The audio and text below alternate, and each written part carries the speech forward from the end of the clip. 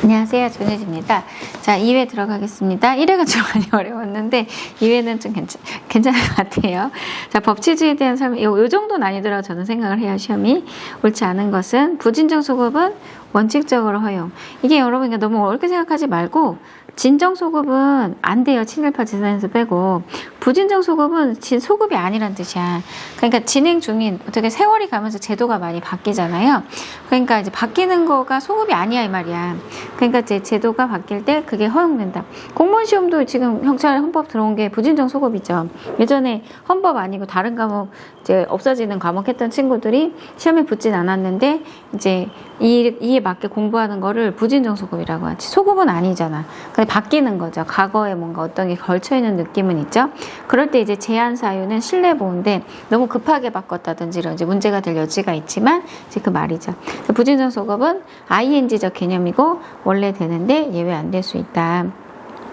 그 다음에 이제 우리가 법을 만드는 거다 보니까 이제 법 자체를 행정부가 좀 같이 만들잖아요. 그래서 국회가 만들다가 이제 다 안 만들고 일부는 행정부에게 맡길 때 구체적으로 맡기긴 해야 되는데 좀 약간 그게 애매한 경우도 있어요. 그랬을 때는 전반적으로 봐서 알 수 있다면 뭐 백지위, 그러니까 하나도 안 정하고 너가 다 해라고 한 건 아니다. 우리 헌법 95조나 헌법 75조는 이제 이 대통령령 95조는 총리령 부령에 맡길 때 포괄 위임을 하지 않도록 돼 있어요. 그래서 포괄 위임 금지의 원칙이라고 하는데 예외가 있죠. 조례와 정관을 맡길 때. 근데 이제 우리가 포괄 위임이냐 아니냐에 대한 그냥 관련 판시입니다. 이런 판시들이 좀 여러분한테 애매한 난이도로 느껴질 건데 툭툭 치면서 그냥 지나가시면 좋겠는데 외운다기보다는 이제 문맥상 약간 딱딱 끊어지는 거 위주로 시혜적 소급입법은 제도가 유리해진 거예요. 뭐가 있을까? 그 소방공무원 판례 중에서 공무원들, 이제 경찰분들은 위험에 항상 노출되기 때문에 순직 예우를 많이 하는데 넓게 소방공무원분들 같은 경우는 화재 진압과 관련이 되대, 화재가. 그래서 요게 이제 좀, 불평등한 거 아니냐 했을 때 헌재가 합헌 결정하긴 했지만 우리가 이제 입법을 개선하는 이유가 꼭 위헌 나서 개선하는 건 아니거든요. 그 소방공무원들도 이제 화재와 관련된 거 아니라 많은 일들에 투입되시기 때문에 기타 등등도 이제 혹시 돌아가신 일이 생기면 순직 예우하기로 입법을 했는데 이걸 소급하진 않았어요. 이런 게 시혜적인 건데 더 이렇게 좋아지는 거죠, 제도가. 근데 반드시 소급해야 되는 건 아니다. 이렇게 판시합니다, 제가.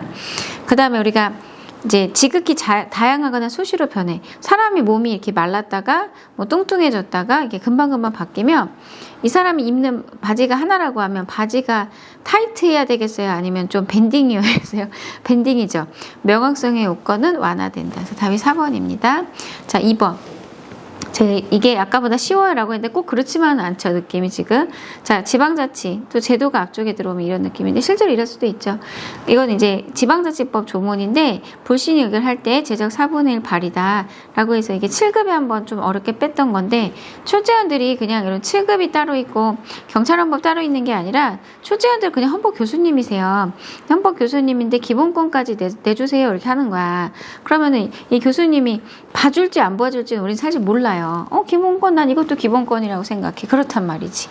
그리고 난 어차피 제도랑 기본권이 한 끗 차기 때문에 그래요.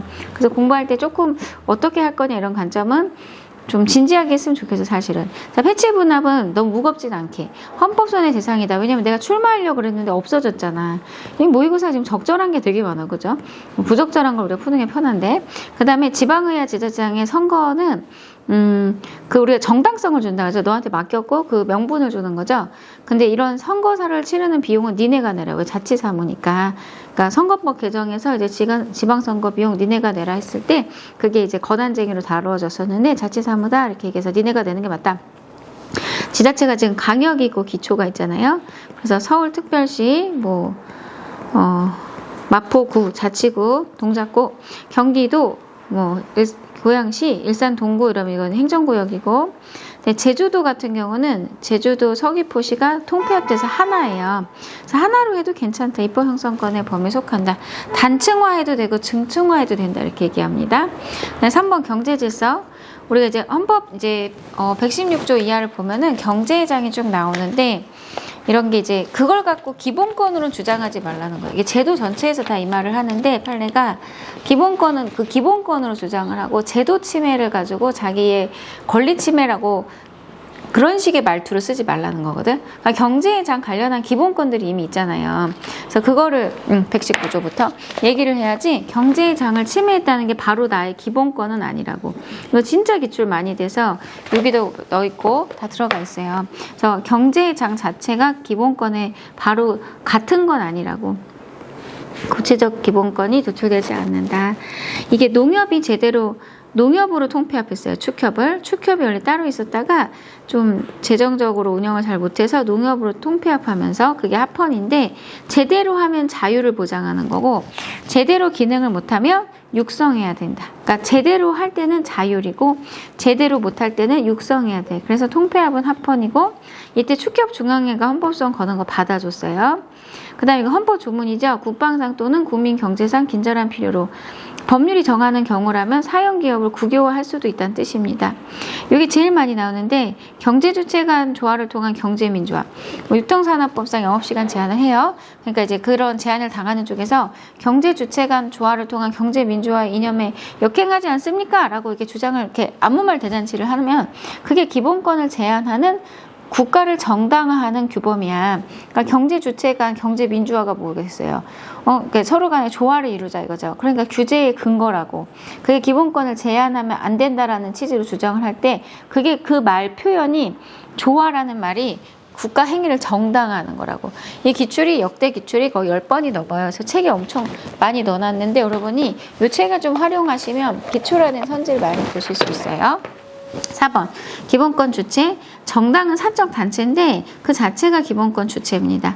그리고 초기 배아는 아직은 원시선이 나타나기 전까지 초기 배아는 엄마배 착상되기 전까지 그냥 그대로는 기본권은 아니다. 기본권 주체가 아니다. 뭐 태아는 기본권 주체죠. 그 다음에 법인, 회사들 생각하면 되는데 공법인은 이제 국가나 지자체의 경우는 기본권 주체는 아니지만 거기서 파생되는 어떤 역할을 하는 공사공단들은 자기 역할과 관련해서 기본권 주체성이 있고요.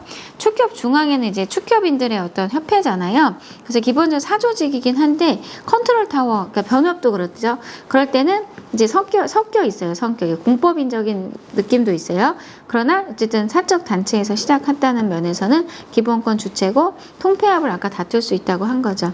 그래서 축협 중앙회가 왜 앞으로 우리를 합치냐 이렇게 해서 헌법소원을 걸 수 있지만 제대로 기능할 때는 자유를 중시하지만 제대로 기능을 못할 때는 육성해야 돼 이러면서 통폐합은 합헌이라고 얘기했고 직장 선택의 자유가 15조인데 이 외국인 논점이 판례가 좀 이랬다 저랬다 해요. 그래서 이건 인간의 권리야. 그래서 외국인도 제한적으로나마 직장 선택의 자유를 기본권 주체성이 있어.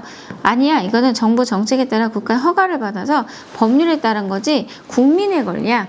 그러니까 기본권 아니야 이렇게 말한 판례가 2014 판례가 있고 인간의 권리야 외국인도 기본권 주체하라고 말한 물론 제한적이라고 했지만 근데 이렇게 해서 판례가 바뀌었냐 최근 2021 판례도 또 이렇게 말했어요. 그래갖고 이제 그냥 랜덤하게 푸는 겁니다. 판례 되게 많이 나왔죠. 이미 양쪽 다 많이 나와서 인간의 권리라고 했다가 국민의 권리라고 했다가 뭐 약간 그런 상황이에요. 그래서 15조 자체에서도 그런 점은 좀 알고 있어야 돼서 여기 이제 이 책 보시면 여기다가 이제 외국인에 대해서 기본권 주체성 인정할 수 있다는 요지와 또 이런 것도 비교해서 여러분이 정리해 나가시면 되겠고 그 다음에 직업 선택의 자유에 대한 설명으로 적법하지 않은 것은 현금 영수증 요에서 좀 나오던데 내가 이제 현금 영수증 발행 업종 사업자예요. 건당 10만 원이면 말하지 않아도 묻지 않아도 주라는 거야. 근데 이걸 안 하면 과태료 부과하는 게 직업 수행의 자유를 침해하지 않는다. 네, 직업은 여러분 그 나라가 이거를 제도로서 인정을 해야 돼요. 공산주의 국가에서는 직업을 내 마음대로 선택을 못 하잖아.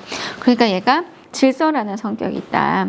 그 다음에 전년도 출근으로 충족했으나 연차 유급휴가 사용할 당시에 출근하지 않았을 때는 연차 유급휴가를 부여할 의무를 사용자에게 부과함으로써 무슨 말이냐면 4번 먼저 할게요. 청원경찰이 선고유예 받았을 때 당연퇴직. 선고유예는 여러분 형사직렬이니까 더 잘 알 건데 선고유예는 정말 참작할 게 많고 경미할 때 하잖아요.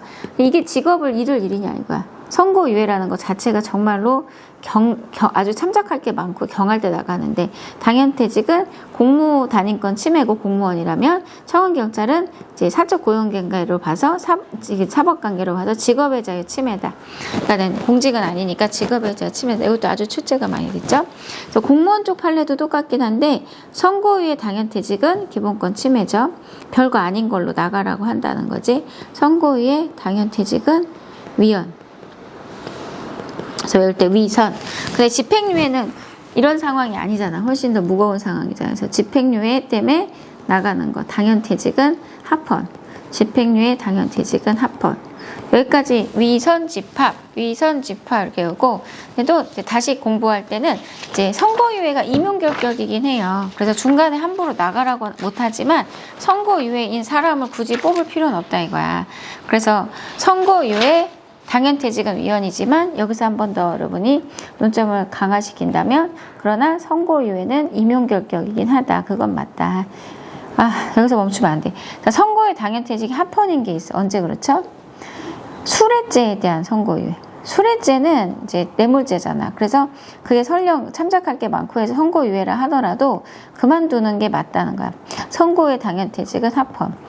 그래서 이게 잘 보일까 화면에? 이게 논점이 이렇게 번져가듯이 일단 뿌리를 잡아야 돼요. 선고유예 당연퇴직은 별거 아닌데 나가라고 해서 위헌. 청원경찰 판례가 저 논리고, 집행유예는 이제 훨씬 무거운 상황이니까 집행유예 당연퇴직은 합헌인데 임용결격이라고 선고유예가. 그리고 선고유예라도 수뢰죄일 때는 당연퇴직이 합헌. 이렇게 정리하셔야 됩니다. 잠시만요.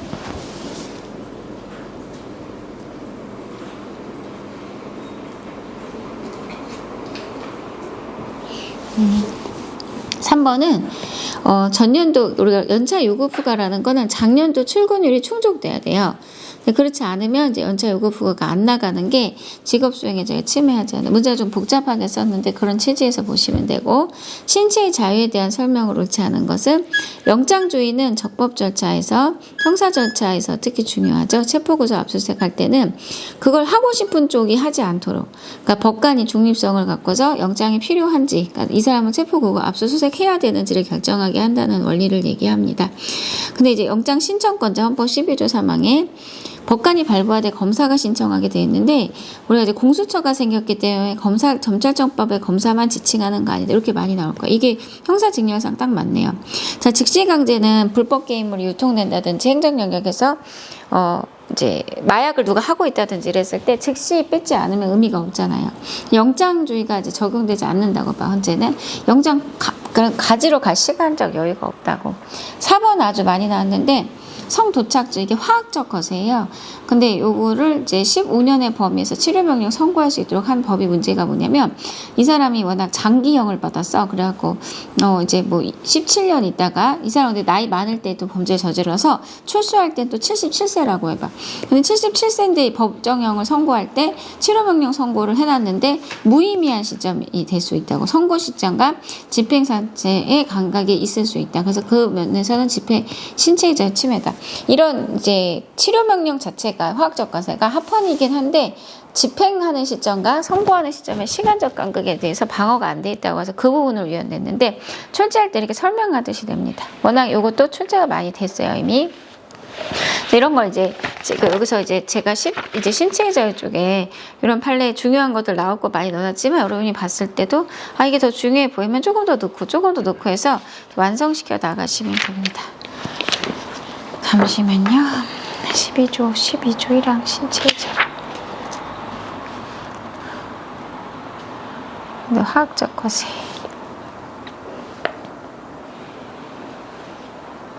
그 다음에 7번 가겠습니다. 7번은 재산권에 대한 이제 일본고 위안부 피해자 문제에 대해서 우리 피해자들이 갖는 배상 청구권은 재산권이다라고 판시한 게 한때 많이 나왔죠. 그 다음에 재산권을 그 내용 관계를 법률로 정한다. 헌법 23조 2항 내용이 그런데 23조 내용이 1항이 그런데, 그러니까 재산권은 내가 생각하는 그대로가 재산권이 아니라 국회가 입법을 통해서 내용을 좀 구체화해 줘야 된다는 거죠. 그래서 재산권을 어떻게 새롭게 형성하는 땅을 갖고 있을 때 이렇게 그린벨트로 묶인다든지, 그러면 장래를 향해서도 헌법에 합치돼야 되고 그런 정당화하는 사유도 존재해야 된다. 이런 거 이제 약간 독해 능력처럼 보이죠. 실제 시험에서는 꼭 내가 외워야 된다기보다는 다양한 말투들이 있기 때문에 그러니까 그렇게 막 힘 빼지 말라고. 재산권이라는 거는 공법적 권리도. 얘가 헌법 23조 3항의 그 주제 자체가 재산권이니 아니니 이런 논점하고 뭐 23조 1, 2항과 3항의 경계에 지나지 않니 아니면 완전히 막혔니 이런 이론도 있는데 그거 너무 깊고 일단은 재산권의 성격을 많이 묻죠. 이거는 내가 소유하는 그 대상 자체가 이동 가능한 재산이든 동산, 이동 가능하지 않은 부동산이든 그리고 공법 영역에서 권리 아까 공무원 연금 수급권 재산권이랬잖아요. 1회차에. 그래서 재산권이란 개념에 뭐가 들어오고 뭐가 안 들어와 라는 거를 이제 이 파이널 이렇게 핵심적으로 27페이지 보면 재산권 아니야 재산권이 이렇게 다 구분해 놨단 말이야. 재산권 요 지문도 이미 여기 안에 있고 재산권은 공법적 권리도다. 그리고 토지구역 정리사업은 땅을 정리하는 그 농촌 이런 데 보면은 구역이 정리가 안 됐을 때 정리하는 건데 이럴 때 이제 학교 같은 경우가 있었던 땅을 싹 갈아서 개인한테 주고 또 그 땅에 만큼 또 어딘가 땅이 필요하잖아. 그러니까 서로가 이게 정리하는 사업인 거죠. 재산권 침해라고 볼 수 없다. 공익사업이죠. 자, 8번의 청원에 대한 설명을 옳지 않은 것은 청원은 우리가 이제 헌법 26조인데 얘는 심사 관점이 그렇게 엄격하게 얘를 막 보호하려는 생각은 없어요. 청원의 논점은 반드시 문서로 해야 된다. 헌법 조문 자체가. 그러면은 내가 원하는 바를 얘기하는 의사표시를 얘기하는데 그럼 그거에 대해서 된다 안 된다 결과가 있을 거 아니야. 그게 행정심판처럼 엄격하게 이유 제시를 뭐 아주 깔끔하게 해줄 것까지 요구하지 않는다. 그 정도로 하는 건 아니라는 거야. 그리고 청원법 조문이 있거든요. 이제 그 법 자체의 조문이 이런 것에 대해 청원할 수 있어. 뭐 이런 조문 암기 좀 들어가고요. 그 다음에 그 마음에 안 들어 결과가 그래도 헌법소원은 안 된다고 봅니다. 청원권은 뭐 어떤 살아있는 개인만이 아니라 회사들도 이런 제도 좀 불편해 이렇게 청원 넣을 수 있죠.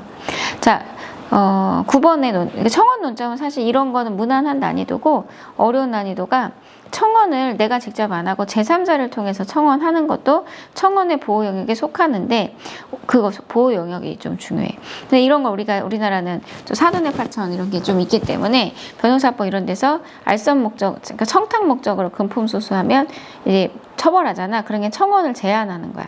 우리나라는 이렇게 로비스트를 합법화하고 있지는 않다고. 근데 그런 게 청원이라는 논점이긴 하다고. 그러니까 누군가를 이렇게 내가 뭔가 얘기하는 경우 내가 직접 얘기하지 않고 중간에 누구를 연결고리를 두고 갈 수도 있는 것도 청원이라고 볼 수 있지만 그 말이 중요하다고.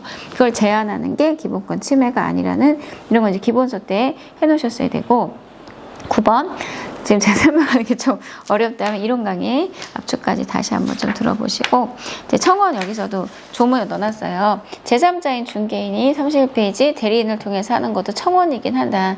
이걸 처벌하는 그 변호사법이 제한은 맞는데 침해는 아니라고. 이런 게 좀 난이도 있는 논점. 헌법 전문은요. 그러니까 헌법이에요. 그게 뭔 소리야? 그러니까 헌법 바깥에서 헌법을 설명해주는 공포문의 성격이 아니라 그 자체가 헌법 조문 안에 들어가 있어요. 그래서 헌법 전문은 그 자체가 헌법 조문이라는 거야. 되게 길거든요. 저 내용 자체도 외워야 되지만 저 자체의 위반이 헌법 위반이에요. 심사 관점에서 기준으로 쓰입니다. 좀 추상적 선언 같잖아. 그렇게 보진 않는다고. 3.1 그렇게만 보지 않는다고. 3.1 운동으로 건립된 대한민국 임시정부 보통 계승한다는 그 표현에서 국가의 의무가 도출돼요? 돼요. 뭐가 도출이 안 되냐면 기본권으로는 주장하지 말라고 하는 거야. 이게 기본권은 아닌데 뭐는 된다? 국가의 의무 도출. 우리가 3.1 운동을 건립된 대한민국 임시정부 법통 이러면은 그때 되게 힘든 세월을 보내신 분들에 대해서 우리가 적극적으로 노력해야 되는 거다. 물론 이제 그게 개별적으로 특정되는 건 아니죠. 그런 의무라는 것 자체가 나온다는 얘기죠. 또 대한민국 임시정부 법통 계승한다는 게 말만 그런 게 아니라 제도 자체가 독립유공자 유족에 대해서 예우할 의무이기도 하다. 전문에서는 뭐 이게 헌법 자체고 또 재판의 기준이 된다라는 그 관점이 중요한데 이제 개별적으로 봤을 때는 여기서 기본권은 도출이 안 되고 국가의 의무는 도출이 돼라는 게 굉장히 중요하고요. 전문 끝에 보면은 국회 의결과 국민투표를 거쳐 이 말이 나오죠. 또 이제 조문에 보면은 뭐 7월 17일이 아니라 12일에 제정됐다. 만들어진 거는. 그래서 이런 조문 표현 자체가 좀 출제가 됩니다. 그럼 이제 또 책 자체에서 또 이론 정리를 하셔야 되고, 자, 헌법상 형벌 불소급의 원칙을 적절하지 않은 것은 이 노역장 유치가 벌금형을 선고할 때 환영으로 너가 이 돈 안 내면 노역장에 며칠 들어가 이렇게 하는데 이 제도가 이제 황제노역이라고 옛날에 좀 개업 총수들이 뭐 벌금 300억인데 안 내면 노역장 유치를 막 30일로 끊는 거야. 그러면은 일당이 막 10억씩 이렇게 돼서 미쳤다 이래갖고 엄청 욕먹고서 법원이 이제 파기하고 자기들 재판을 직접 파기해버렸고, 입법을 해서 형법에 벌금형 금액이 억 단위면 최소한 뭐 500일, 300일 살아라 이렇게 입법했는데, 문제는 이거를 이제부터 공소제기하는 분부터 쓴다고 해서 얘가 이제 형벌불소급 원칙에 반하는 판시가 돼버려요. 왜냐면 쟤는 옛날에 지었는데 이 형법이 이제 이런 형벌에 대한 불소급 원칙에 반하는 불리한 어떤 이제 형사처벌 규정이 돼버린 건데, 그래서 형벌불소급 원칙에 적용 대상이 되고 실제로 그렇게 해버려서 이제 위헌이 난 판시죠. 그러니까 우리 형벌불소급 원칙은 다들 아는 거기 때문에 실제로 입법 과정에서 거의 다 걸러진다고 봐야 되는데, 지금 말투 자체도 좀 어려웠다는 걸 알 수가 있죠. 이렇게 이제 그 가중시킨 노역장 유치를 공소제기 분부터 쓴다 그랬을 때 쟤는 예전에 짓는다는 거를 입법자들이 놓친 거지. 그래서 특이하게 형벌불소급에 걸린 판례가 있고, 이제 전자발찌 같은 게 재범의 위험성 때문에 하는 거여서 형벌이 아니에요. 그래서 이제 부착명령, 그러니까 이 사람 죄를 지을 당시엔 없었어도 부착명령 하는 시점에 제도가 있으면 쓸 수가 있어요. 그래서 소급표 금지 원칙이 적용되지 않고요. 밑에가 이제 재범의 위험성. 그래서 보완처분 할 당시에, 그러니까 재판 당시 법으로 예전에 지은 죄지만 쓸 수 있다고 본다. 그래서 3번하고 4번이 서로 반대인데, 우리 재범의 위험성이면 그럼 다 행위시 없었던 걸로 할 수 있냐? 꼭 그렇진 않은 게, 보완처분이라는 성격이 재범의 위험성을 전제하는데 그게 사실 예전에 청송감호소 이래가지고 보호감호라는 게 보완처분의 성격인데, 얘는 집행은 뚜렷이 구분이 안 됐어요. 그래서 신체의 자유를 박탈하는 성격이 있었기 때문에 이 사람이 죄를 지었을 때 없었던 제도로 보호감호를 입법해서 쓰면 안 된다. 그래서 그렇게 신체의 자유를 제한한다면 소급표, 그러니까 과거 일에 대해서 쓰면 안 된다. 그래서 소급표 금지 원칙이 적용되는 게 맞다. 그래서 지금 여기서 2번이 난이도가 있어요. 지금 없는 제도다 보니까. 그래서 보완처분은 이제 이 사람의 어떤 위험성을, 재범의 위험성을 보는 거니까 이 사람 행위시에 없었던 제도를 써도 되지만, 하나 예외가 이런 신체자를 박탈하는 보호감호 같은 애들은 소급해서 쓰진 않는다. 그래서 2번이 너무 어려우면 일단 3, 4번을 더 먼저 하세요. 전자장치 부착명령은 이 사람이 죄를 지을 때 없었던 거라도 쓸 수 있다, 이렇게 먼저 하시면 됩니다.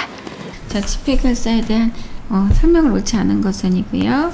국내의 외교기관의 100m 내 모든 집회 예외 없이, 외교에 많이 쉬기 때문에 이렇게 다 막아버리면 그 인근의 집회들도 막혀서 위헌이라고 예전에 판시가 있었죠.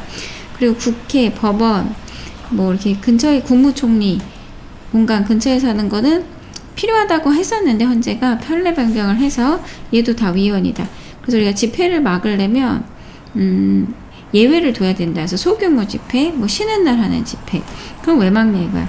그래서 이제 원래 위헌이었던 게 이 외교기관 근처에서 일찍 못하게 하는 거 위헌인데, 국회, 법원, 이제 국회 국무총리 공간도 이제 다 위헌입니다. 그래서 이미 판례 변경한 지 좀 돼서 여기 또 책에 다 넣어놨는데, 이런 게 안 외워져 있으면 지금 안타깝긴 한 건데, 이런 거를 이제 여러분이 이제 이 모의고사 통해서 모르는 부분이 있구나 이렇게 체크하시고, 또 이쪽에서 집회결사의 자유가 그 21조 2항인데 여기 있죠? 제일 밑에 26조 하단에 국무총리 공간에서 못하면 집회의 자유 침해, 국회의사당 근처에서 못하면 국무총리 국회의사당 근처, 국무총리 공간, 법원 근처에서 못하면 집회의 자유 침해. 이미 다 판시가 났고, 여러분 지금 시험 난이도는 딱 요 정도일 것 같아요, 제가. 그 다음에 옛날 집시법 논점은 2번 유명한데, 해가 뜨기 전이나 해가 진 후, 이게 우리가 사실 촛불 집회를 하잖아요. 근데 요거를 예전에 막았었어요, 옛날 제도는. 그래서 헌재가 이 시간 자체가 너무 광범위한 표현이다 라고 해서 해가 뜨기 전, 해가 진 후라는 거는 얘가 뭐 집회결사에 대한 허가제는 아니긴 한데 그래도 너무 광범위하다고 해서 헌법불합치 결정을 했고, 좀 한참 있다 개선입법이 되긴 했습니다. 근데 이렇게 시간을 너무 광범위하게 먹으면 안 된다고 했고, 해가 뜨기 전이나 해가 진 후에 야간 오개 집회라고 하는데, 요거를 못하게 하는 거는 너무 광범위한 시간대에서 헌보를 한번 낸 적이 오래전에 있고, 이 조문이 사실은 야간 5개 집회 또는 집 시위도 있거든요. 그래서 야간 시위라고도 표현하는데, 저 해가 뜨기 전 해가 진호라는 거를 이제 시위에다 썼을 때 얘가 헌불나고 개정을 좀 늦게 됐잖아요. 이거는 헌재가 아예 한정위원을 내서 해가 지고 나서 자정까지 못하게 하는 한 위헌이다. 그래서 한때 또 유행했던 논점입니다. 헌법이 좀 유행곡처럼 그 유행이 있어요. 야간 시위는 한정위헌, 야간 5개 집회는 글자가 좀 길죠. 헌법 불합치 이렇게 오고, 그 다음에 법인 자체가 또 결사의 자유 주체가 되고요. 결사는 모인다는 뜻인데, 우리가 이제 주택조합법에 그런 유주택자는 못 들어오고 무주택자만 이런 단체에 가입할 수 있도록 되어 있는 법이 정한 어떤 공공목적을 띈 단체들은 자발성을 전제하는 게 아니기 때문에 이런 게 결사의 자유에서 정하는 어떤 그런 공법적인 조직 활동에 내가 임의로 못 들어간다고 해서 그런 걸 가지고 결사의 자유 제한이라고 하지 않습니다. 그래서 답이 11번에 1번이고요. 12번 가면은, 그러니까 저거 뭐냐면 결사의 자유는 자발성을 띈 결사들을 얘기하고, 어떤 이제 국가가 만든 아예 특별한 목적을 갖고 만들어진 그런 조합 같은 경우에 그런 거에 유주택자 못 들어오는 게 이제 그런 거가 결사의 자유 침해가 아닌 게 특별한 공공 목적을 위해서 구성원 제가 정하는 그런 것까지 우리가 결사의 자유에서 보호하진 않는다, 이런 거고요. 12번에 담배사업법에 경고 표시 있죠. 그러니까 보호무 위반은 아니다. 왜냐면 최소한은 했으니까. 그래도 필래 모른 거죠. 그러니까 우리가 이제 사인이 내 생명신체를 다치게 한다든지 이럴 때 우리가 국가가 어느 정도 보호해야 되느냐가 최소한을 놓고 봐요. 그러니까 전혀 안 했다든지 해야 될 역할이 있는데, 그러니까 웬만해서는 보호무 위반에 안 걸리는데, 최근에 진짜 이건 안 한 거다라고 한 게 하나 있죠. 여기 선지는 없지만 공선법에 이제 소음 규제하지 않는 거는, 요거는 보호무 위반이다. 드물게 보호무 위반이 나왔고, 사실 보호무 위반은 거의 인정을 안 합니다. 원자력 발전소에 대해서 우리가 좀 우려되는 바가 있는데, 그게 최소한의 보호 조치를 안 했다고 보긴 어렵다. 규제가 있긴 있는데 원하는 만큼 아니라는 취지의 주장이고, 이제 그런 거에 대한 보호무 위반은 최소한을 놓고 전혀 안 했을 때만 위헌이기 때문에 어느 정도 했다면 보호무 위반은 아닙니다. 밑에도 마찬가지인데, 우리가 민법의 조문을 3조랑 260조 보면은 엄마 뱃속에 아기가 있는데 아빠가 교통사고로 돌아가셨어요. 그럴 때 태아가 태아로서 있었을 때의 이를 손해배상 청구할 수 있느냐에 대해서 민법 조문을 함께 통합적으로 보면은 살아서 태어난 태아만 손해배상 청구권의 주체가 되고, 죽어서, 그러니까 이 엄마 뱃속에 이 고통 속에 사산되면 태아에 걸리는 걸 부정하거든요. 그런 게 보호무 위반은 아닌 게 반은 보호했기 때문에 전혀 보호 안 한 건 아니다 이거예요. 답은 이제 3번에 해당합니다. 13번 가실게요. 근로의 권리가 32조고 근로상권이 33조인데, 이제 근로의 권리가 성격이 두 개라고 봐요. 근로의 권리는 이제 사회적 기본권적 성격이 있고, 이거는 일자리에 대한 고용 정책을 마련해 달라는 거고, 그 다음에 이게 진짜 돈 달라는 뜻은 아니에요. 이게 뭐 우리가 공산주의도 아니고, 그 다음에 자유권적 성격의 근로의 권리는 뭐냐면, 이게 외국인이 누리는 건데 내가 일하는 환경이 너무 열악하다라든지 최소한의 근로조건도 보장되지 않았다든지 했을 때 자유권적 성격에서 외국인도 근로의 권리 주체라고 봅니다. 그래서 근로의 권리가 32조고 근로상권이 이름하고 똑같이 33조죠. 아무튼 간에 32조의 근로의 권리는 사회적 기본권적 성격이 있는데, 일자리에 대한 정책 마련을 요구하는 권리에 그치고요. 직접 돈을 달라든지 직장을 달라는 뜻은 아니고, 최저임금이 헌법에 잘 보면 이제 구차기원이 들어왔는데 법률이 정하는 최저임금이라 되기 때문에 바로 최저임금 달라가 헌법에서부터 다이렉트는 아니라는 거야.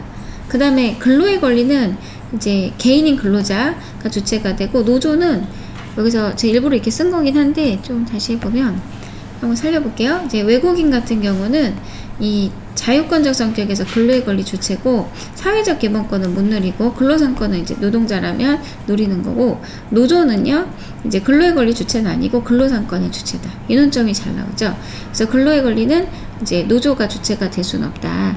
그래서 노조가 갖는 건 근로상권이다 이거죠. 그 다음에 이제 요건 이제 최신 판례이기도 하고, 우리가 이제 예전에 있던 판례랑 비슷한데, 4인 이하 사업장 이러면은 이제 근로기준법을 그대로 쓰진 않거든요. 그런 게 이제 근로의 권리 침해는 아니다. 왜냐면 이제 너무 영세한데 근로기준법이랑 규제를 다 지키라고 하면은 처음 시작을 잘 못하기 때문에 그렇다.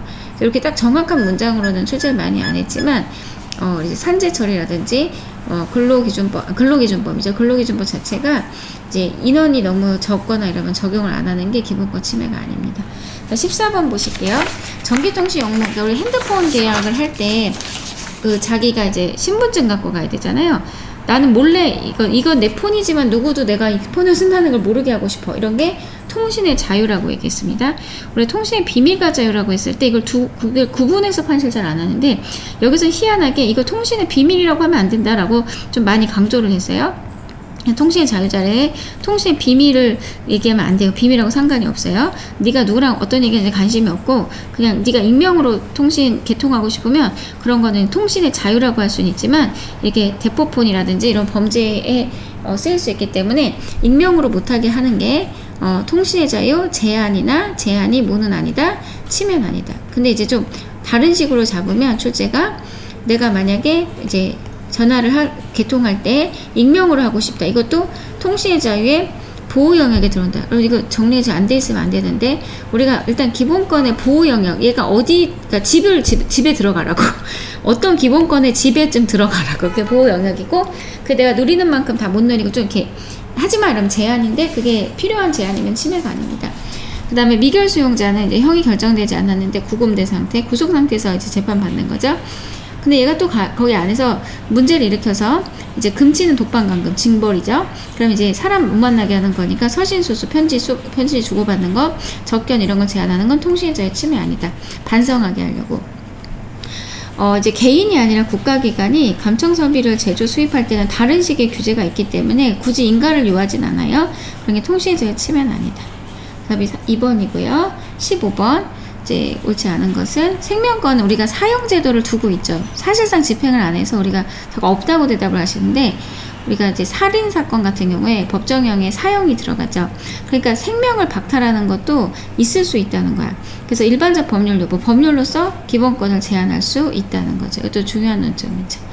여기서 우리가 상대설이라고 본질적 내용 침해 금지를 어떤 상대적으로 이해를 했다라고 볼 수가 있어요. 어떤 절대적인 뭔가 있다기보다는 가인금지 원칙을 지킴으로써 준수되는지를 보는 상대설을 한번 썼습니다. 여기서 법정형은 입법 재량이 큽니다. 우리가 그래서 단순 비교하는 식이 아닌 게, 강도 상해가 살인보다 형량이 더 높아도 위헌이 아니에요.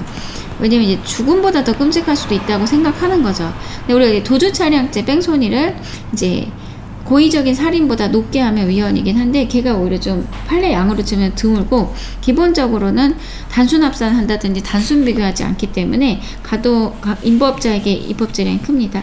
그리고 우리가 기부금법 모집 여부는 뭐야? 못 모으게 하는 거, 할지 말지. 방법은 모으되 방식을. 그러니까 얘가 덜 침해적이고 얘가 아예 막아버리는 거니까 순서가 이렇게 가야지 비례 원칙을 준수하는 게 됩니다. 반대로 설시했고요. 우리가 재산권은 좀 기본권이지만 성격상 제한 가능성이 큰데, 그래도 사유재산이 형해야 되면 안 된다. 그럼 본질적 내용을 침해한다고 보고요. 16번에 DNA는 기본적으로 다 합헌인데 신체의 자유 침해 아니고, 연구보존에도 기본권 침해 아니라고 판시했지만 하나만 위헌인데, 그리고 DNA 민감 정보인가요? 판례가 민감 정보 아니라고 봤어요. 그냥 번호라고 봤습니다. DNA 플러스 DNA가 재판 청구권 침해라는 거, 제가 너무 단순하죠. DNA는 재판 청구 침해라고 봤어요. 불복 절차가 없기 때문에 재판 청구 침해다. 이것도 이제 출제 시작했고 경찰 쪽 직렬이 딱 맞습니다. 행정심판은 헌법 107조에 보면은 사법 절차 준용하라고 돼 있는데, 판례가 그걸 어떻게 해석하냐면, 필요적 전치 반드시 거쳐야 되는 앞에 절차면서도 사법 절차가 준용되지 않으면 위헌이라고 판시함으로써 좀 반대 해석을 하자면, 임의적 전치라면 꼭 준용하지 않아도 돼 라는 취지로 해석해서 출제한 적이 있고요. 그 다음에 약식은 우리가 벌금형을 검사가 기소하는 걸 얘기하죠. 요걸 이제 정식재판 청구하는 거는 피해자는 안 돼. 그러니까는 정식재판 청구를 피해자 쪽에서 하지 못하게 돼 있는 거는 이제 너무 길어진다고 보는 거죠. 재판 절차 진술권 침해 아니다. 사실 약식 명령에 대해서 정식재판 청구할 수 있기 때문에 이 제도가 위헌 아니다, 이건 알고 계실 건데, 좀 다른 방향의 선지긴 하죠. 요거는 이렇게 아주 옛날은 아니지만 그래도 이제 선지화된 지는 얼마 안 됐는데, 우리가 헌재재판관이 9명일 때, 그래서 우리가 통칭구조를 약간 전제할 수밖에 없다는 거야. 9명인데 이제 333 3명인데 여기 이제 3명을 국회 선출해요. 근데 국회 선출을 빨리 안 해주는 거야. 그러면 헌법적인 의무를 지금 이행하고 있지 않은 건데 사실 이거를 판시하는 중간에 선출이 됐기 때문에 결국은 각하시킨 사건이긴 해요. 근데 이런 거는 국회가 해야 되는 일이다라는 선지입니다. 그래서 나는 이게 좀 우리 직렬상 어색하면 약간 적어놓는 정도로 하시면 돼요. 왜냐면 재판 청구권 이런 쪽도 붙어도 되기 때문에 그래요. 사실 여기서 배우는 건 아니고 뒤에서 통치구조에서 하는데 걔가 재판 청구권하고도 왜냐면 헌재재판관이 6명밖에 없으면 6인이 나와요. 위원인데 인용인데 너무 이미 6명이잖아. 그러니까 여기 이 3명이 없다 보니까 6이 나올 가능성이 더 적어진 거잖아. 그래서 이게 나의 재판받을 걸 침해되면서 헌법성 걸었을 때 국회가 빨리 해야 되는 건 맞다 이렇게 하면서도 이제 해결됐지 이러면서 각하한 사건입니다.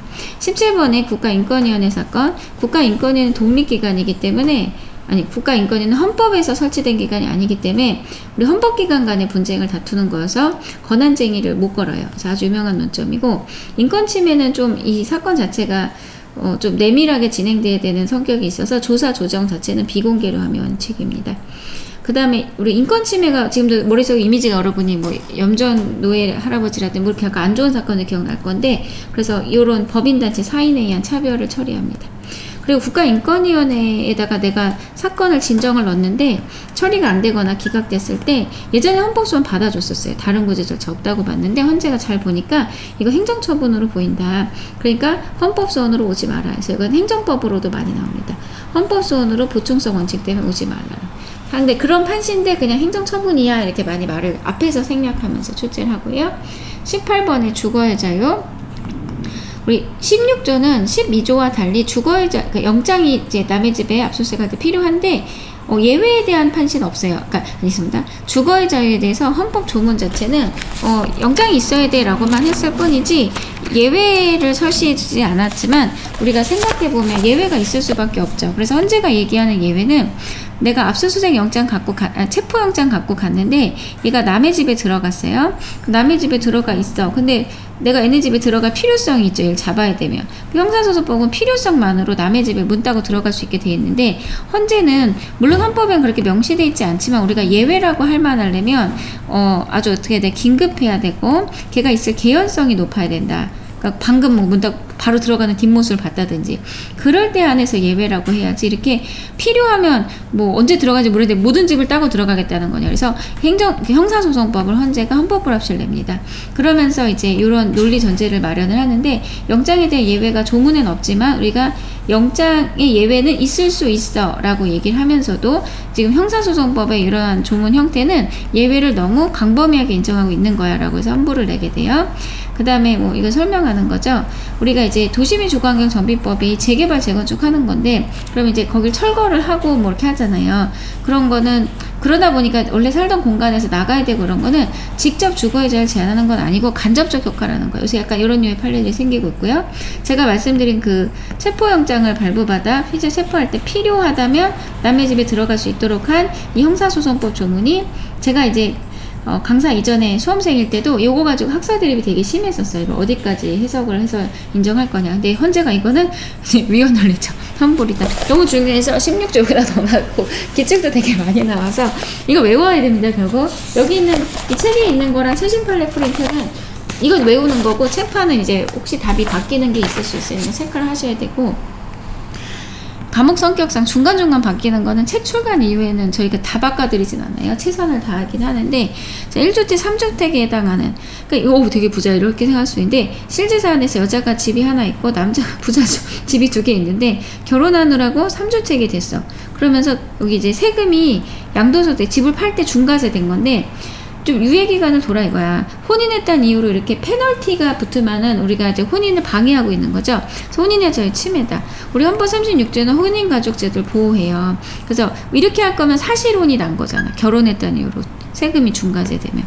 그 다음에 부모가 아이의 이름을 지을 자유는 기본권인데 이게 실제 판례는 뭐냐면 한자를 우리가 인명 한자에 해당하는 한자를 안 쓰고 중국 사람들만 읽는 한자를 쓰려고 해서 못 쓰게 한 거야. 기본권 침해 아니란 판시입니다.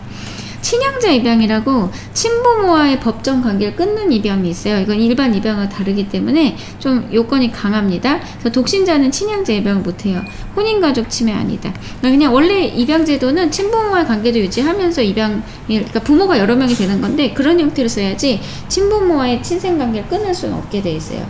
독신은. 왜냐면 좀 책임질 가능성이 낮다고 보는 건데, 지금 그런 게 이 독신자 입장에서는 자기가 어떤 가족 생활을 형성하고 싶은 자유를 제한당하긴 하는데 침해는 아니라고 봤고, 우리가 이제 보호하는 혼인은 법률혼입니다. 사실혼은 법적으로 드러나지 않기 때문에 이제 뭐 상속이라든지 이런 문제에서도 많이 빠지고요. 그러니까 우리가 말하는 헌법의 혼인은 법률혼을 얘기합니다.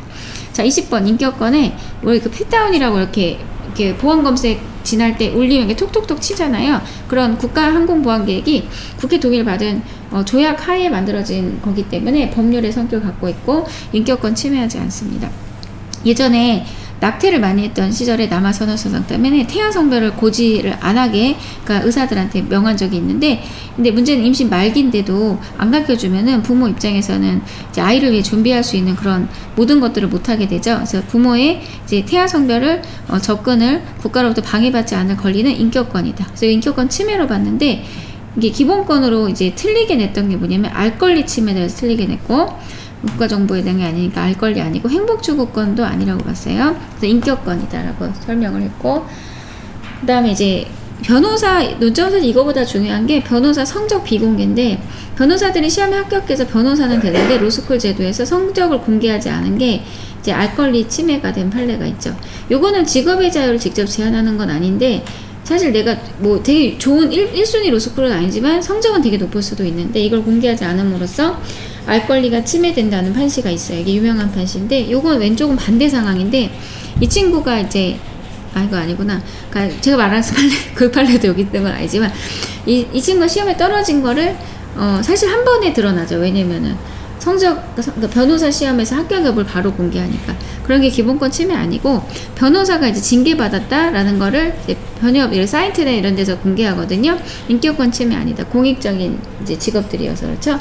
자, 이거는 이제 경찰 징계를 참 낼만한데, 이제 우리가 중요 사건 같은 경우에 이제 공익적인 면이 있어서 이익 행위를 하겠지만, 그래서 촬영 나가게 현장에서 이렇게 기자들이 왔을 때 찍고 막 하는 거를 아무 사건에만 하면 안 되잖아요. 그래서 여기서 이건 사실은 그만큼 중대 사건이 아닌데도, 일반적인 그냥 보험 사기인데도 촬영을 허용한 행위가, 여기서 두 가지 쟁점이 있는데, 피의 사실을 공표한 행위가 있어요. 피의 사실 공표는 죄가 있죠, 여러분. 제명이. 그러니까 얘는 피의 사실 공표죄가 있기 때문에 글로 가면 돼. 헌법소원은 다른 권제 절차가 있으면 안 해요.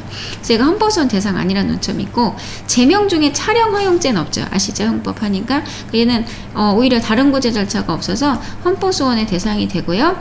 그리고 얘가 중대 사건이 아닌데도 함부로 이렇게 기자들에게 사진을 찍게끔 해서 내보냈기 때문에 인격권 침해로 봤습니다. 그래서 이거 유명한 판례인데, 헌법소원의 대상 자체는 여러분의 어떤 통치구조니까 난 안 해라고 생각할 수 있지만, 이 판례 자체에 요징기도 한 거거든요. 그 촬영 허용한 거는 헌법소원 대상이고, 그래서 기본권 침해가 됐다고 판시한 거고, 피의사실 공표한 행위는 헌법소원 대상이 아니어서 각하했습니다. 자, 2회차 여기까지 마무리하고, 요 정도 난이도가 제가 볼 때 시험에 적합한데, 요 정도가 조금 힘드실 수도 있어요. 그럴 때 이제 요 교재를 좀 많이 활용하셔서 좀 빨리빨리 외워가시면 좋겠습니다. 수고 많이 하셨습니다.